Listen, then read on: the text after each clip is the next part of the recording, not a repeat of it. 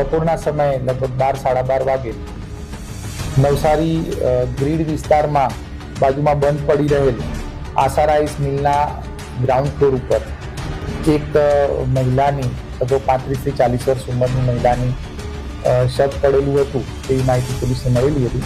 પોલીસે તાત્કાલિક તે જગ્યા પર પહોંચતા આ ડેડ બોડી નિર્વસ્ત્ર હાલતની અંદર હતી અને કોઈ અજાણ્યા ઈસમ દ્વારા આ મહિલાનું મર્ડર કરવામાં આવેલું હોય એવું પ્રાથમિક દ્રષ્ટિએ જણાઈ આવતું હતું. મહિલા પોતે પણ અજાણી સ્ત્રી હોય એવું જણાતું હતું.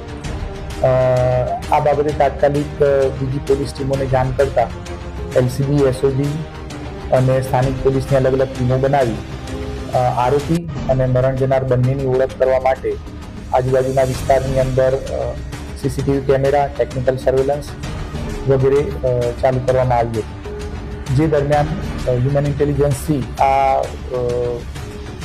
મર્ડર કરનાર આરોપીની ઓળખ થઈ હતી અને જે આરોપીને ખૂબ જ ટૂંકા સમયની અંદર પોલીસ દ્વારા હસ્તગત કરવામાં આવેલો હતો. અમારી તમામ માહિતીથી અપડેટ રહેવા માટે જોડાયેલા રહો S9 ન્યૂઝ સાથે.